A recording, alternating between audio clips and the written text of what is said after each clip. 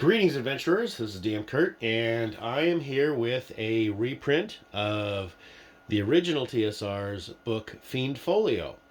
Fiend Folio was a collection of reader submissions from 1978 and 79 to the magazine White Dwarf, a British magazine for gaming. While it was originally for first edition Advanced Dungeons and Dragons, a lot of these monsters came forward into other editions. In fact, several of them are in 5th edition. The Githyanki and the Flumph, for example, are in 5e's brand new Spelljammer boxed set, if you want to call it that. The Death Knight first showed up in this, came all the way into 5th edition. A handful of other things. Some of them weren't really as well received as others. There's a thing called the Tirapeg. Didn't make it. Sorry, it was only in this book and never anywhere else because it was lame. But I'm running module UK2, the Sentinel, for the British TSR line back in the day, and it uses a lot of monsters from this book. In our 2nd edition campaign that I'm running at the local game store, I'm running the Sentinel. And we had a fairly intense session, last game session. We had one character missing, a ranger, who had the only magic weapons in the party. This became a problem later. So the remaining party characters and NPCs came to a villa that had been abandoned for many years, and they thought that there is a killer who is hiding out there. They scouted all the way around the villa. They saw that there's a open front entrance into a courtyard. They saw that there was a hole in the wall on one side of the building. Somebody could sneak in if they wanted to. And there was a well out back. They climbed down the well on a rope to investigate and see if there were any hidden passageways, a secret entrance into the villa. There were not. They went into the front entrance, and the courtyard had several rooms that exited into it. So they start with room 1. Okay. Room 1, giant centipede. And by giant, well, about 2 feet long. It bit the fighter on the leg. He barely made his saving throw versus a paralytic poison, and then they squished it. 2 hit points, no big deal. Next room, they send in the thief and the fighter while the rest of the party stands outside. While they're investigating this empty room, a couple of Peritons come in and, well, they swoop in through the courtyard and attack the party. Now, these creatures were listed as +1 or better weapon to hit. And what that meant in TSR edition D&D was that you had to have a magical weapon of +1 enchantment or better in order to hit them. Otherwise, you would do no damage with normal weapons.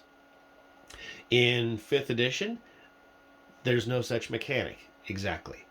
There are some creatures that are resistant, half damage, versus non-magical weapons, but nobody's flat out immune. Well, because we had a party with no magic weapons, it would have been a TPK, total party kill, if I didn't ignore that one little facet and carry on. Now, Peritons are a giant eagle. They are a size medium creature with the heads of deer. They are some kind of a cursed aberration type combination of creatures. And it's apparent when you see them fly overhead, and the shadow they leave on the ground is that of a humanoid, not of a funky bird thing. Well, they killed one of the party's war dogs. Went from 2 war dogs to 1. Okay, we had our first casualty in our 2nd combat. They took care of that. They found the Periton's nest, and then they found a storeroom.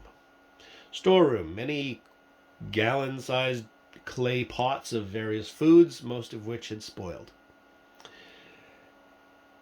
The thief is in there looking around, got the fighter for backup, and all of a sudden tendrils lash out from the one unpainted wall. This was a stun jelly, a relative of the gelatinous cube, and the wall starts moving forward towards them, lashing out with these tentacle pseudopod things. They flee, they slam the door behind it before the creature can get a second attempt to attack them. Stun jelly, right here from Fiend Folio. That's okay. They carry forward. They find a storage room, which is so overpacked with junk that it starts to collapse. I mean, we got a total hoarder situation in here. Okay, fine. We're done with these side rooms. We're going to go into the main area of the villa. The main area of the villa got a big set of double doors with 3 hasps on the doors. 2 are intact, and 1 is basically blown off of the door with a scorch mark, and next to it is the charred skeleton of a goblin holding a rusty dagger. They're like, okay, magical trap. They check things out.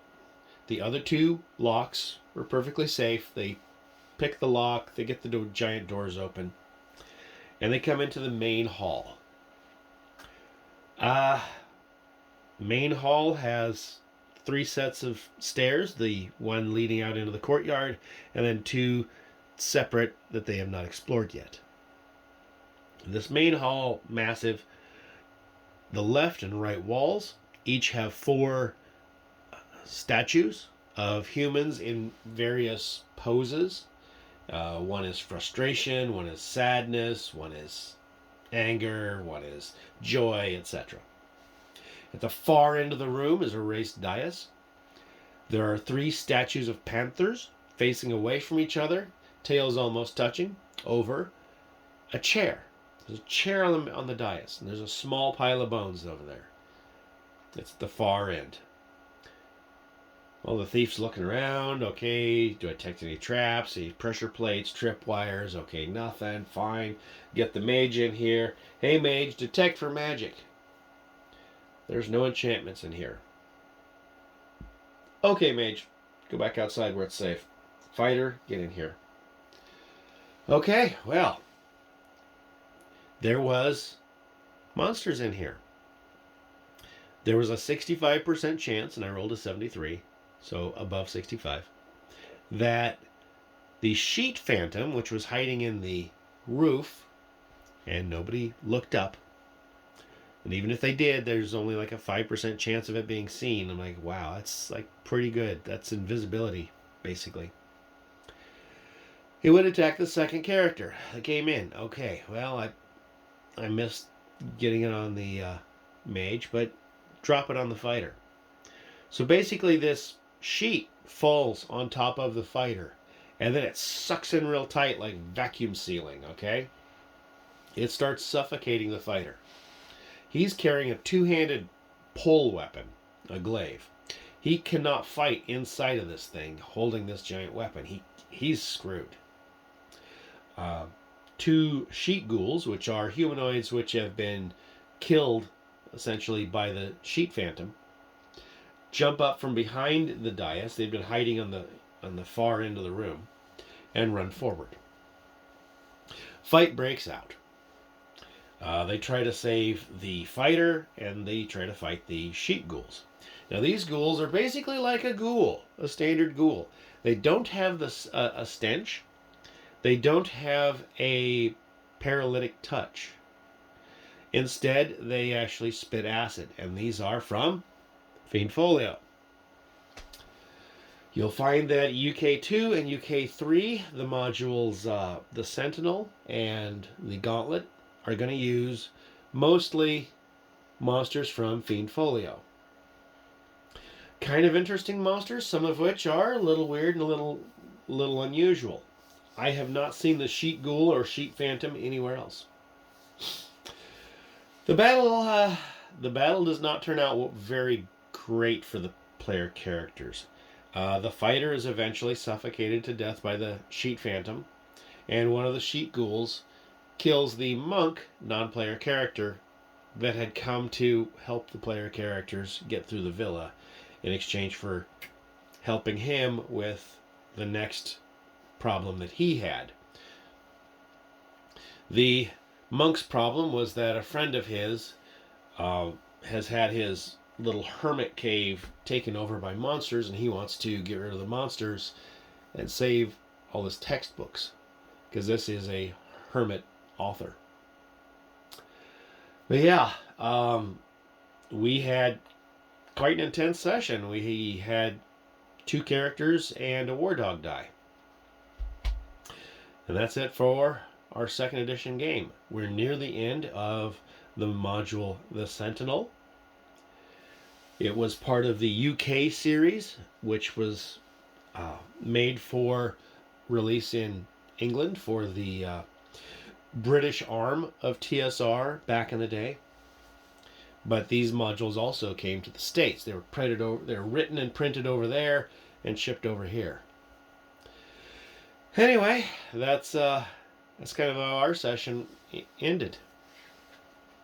A little bit of dungeoneering and room clearing in an above ground villa. We will see how it goes when we meet in about a week and a half on a Wednesday at Pantheon Games in St. Helens. Anyway, this is DM Kurt. Out.